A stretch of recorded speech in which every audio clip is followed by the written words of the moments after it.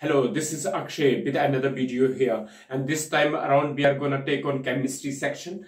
And yes, the question we are gonna discuss is that need to balance a chemical equation. Why do we feel a greater need to balance a chemical equation? So let us just go through the main discussion here. But before entering into the main discussion, let me tell you what is a balanced chemical equation. That is that kind of a chemical equation in which the number of atoms of each element on the right-hand side do become equal to the number of atoms of those elements on the product side. That kind of equation is known as the balanced chemical equation, firstly. Okay, now let us see whether I have taken an example of this very chemical equation, that sodium reacting with oxygen to give sodium oxide. So let us see whether this chemical equation is a balanced or not. So by noticing the number of atoms, sodium is having one atom. Here it is. Here sodium is having two atoms. There you are, two atoms of sodium. Oxygen is having two atoms, and here oxygen having one atom. So they are not equal to one another. It means the number of atoms of sodium is 1 and number of atoms of sodium here on the product side is equal to 2. So this chemical equation straight away is not a balanced chemical equation. A. B. No, the main point is that is we need to balance it. But the greater question is that why do we feel a need to balance a chemical equation?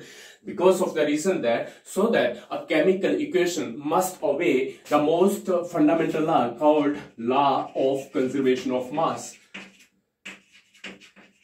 Law of conservation of mass. It is required or urgently needed for a given chemical equation to obey the law of conservation of mass, which states that mass neither be created in an isolated system, mass neither be created nor be destroyed. Rather, it got converted from one form to another form. So, in a given chemical equation, if there is either a creation of mass or destruction of mass, then remember that kind of a chemical equation is not obeying a law of conservation of mass. So it requires, by you can say design, that chemical equation must obey the law of conservation of mass. For that to happen, yes, you need to see that is whether the mass, total mass on the right-hand side has become equal to the total mass on the product side. If that happens, it means that kind of a chemical equation is obeying the most fundamental law called law of conservation of mass. Okay, so firstly let us see here whether this chemical equation is obeying the law of conservation of mass or not. But I have told you the key to know is that is if either the mass is created or mass got destroyed, remember that chemical equation is not obeying the law of conservation of mass. And in order to make that very chemical equation to obey the law of conservation of mass, the chemical equation is required to be balanced. That is required to be balanced. You need to balance a chemical equation so that it can obey the most fundamental law called law of conservation of mass. So you go to the point that is, yes, in order to make the chemical equation to obey the law of conservation of mass, we need to balance a chemical equation. So let us go through this very discussion here further. That is, yes, let us see whether this chemical equation, which is not a balanced chemical equation. So if it is not a balanced chemical equation, it means it is not obeying a law of conservation of mass. In other words, it may be happening that is either the mass is being created or destroyed. Let us see what's happening. Okay, this is sodium having gram atomic mass 23 gram. This is oxygen having gram molecular mass. It's gonna be 32 gram because gram atomic mass of oxygen is 16 gram and 2 is gonna be the atomicity. It's gonna be 16 gram multiplied by 2 and it is equal to 32 gram. So here it is 23 gram, here it is 32 gram. So total mass on the right-hand side, let it be mR. Total mass on the right-hand side, let it be mR, or yeah, here it is, and it is equal to 23 plus 32 gram and it is equal to 55 gram.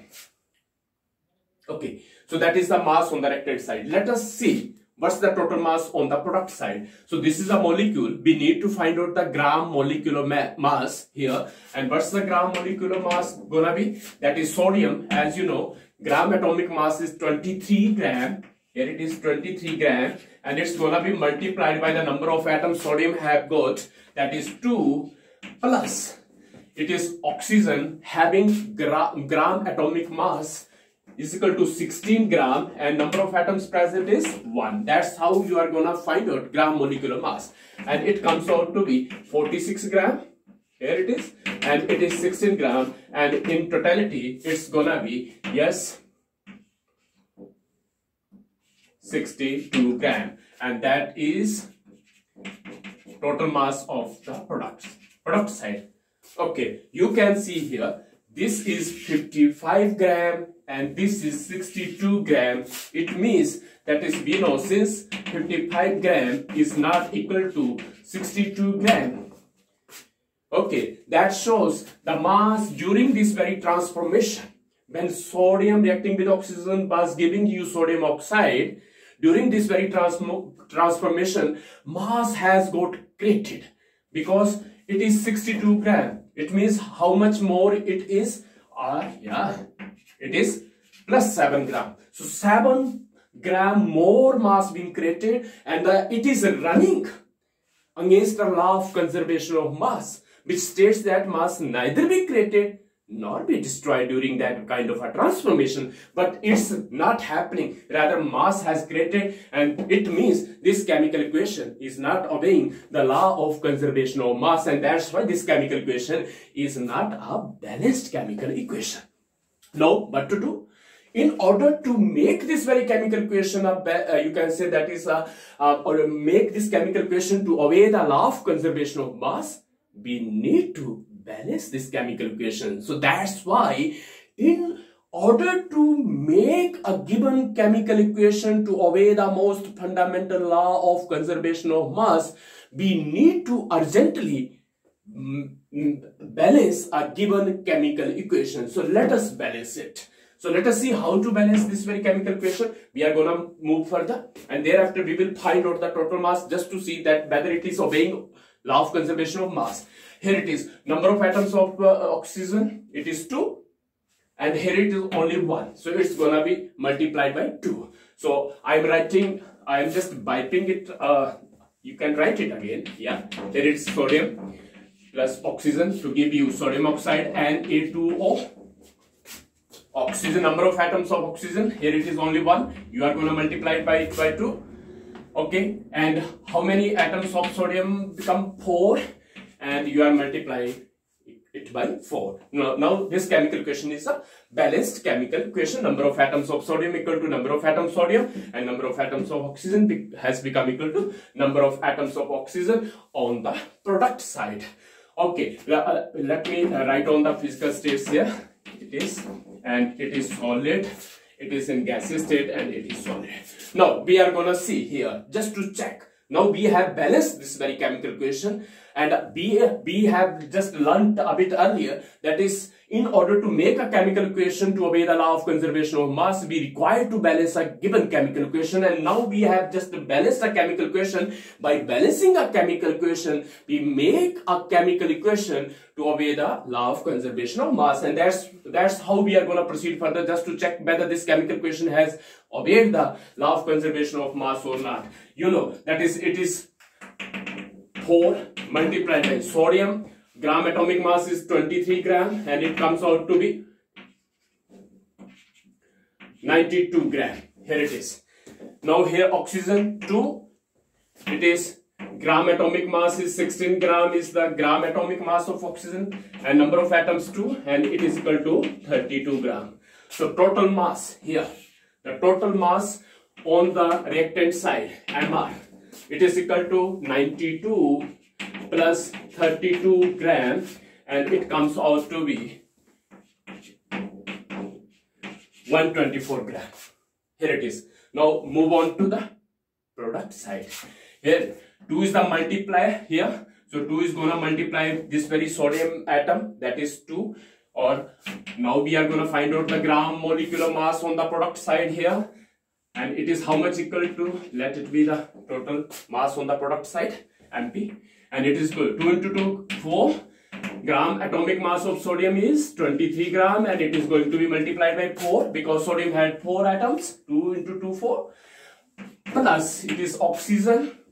Now gram atomic mass of oxygen is 16 gram, and since 2 is the multiplier, so it's also gonna to multiply this very oxygen atom, and here it is 2. So it comes out to be 92 gram here, and it is 32 gram there. So therefore MP mass, total mass on the product side, comes out to be 124 gram. 124 gram. There you are. Here it is 124 gram. Here it is 124 gram. This is the mass on the reactant side, 124 gram. And you know very well that 124 gram is equal to 124 gram. It means mass remains conserved. Total mass on the reactant side has become equal to the total mass on the product side, and that's what the crux of the law of conservation of mass is. That is, yes, the mass in the system remains conserved. So that's why in order to make a given chemical equation, to obey the law of conservation of mass, we need to balance a chemical equation, or in other words, by balancing a chemical equation we make that kind of a chemical equation to obey the law of conservation of mass, and that's why it is urgently needed to balance a given chemical equation. That's it here.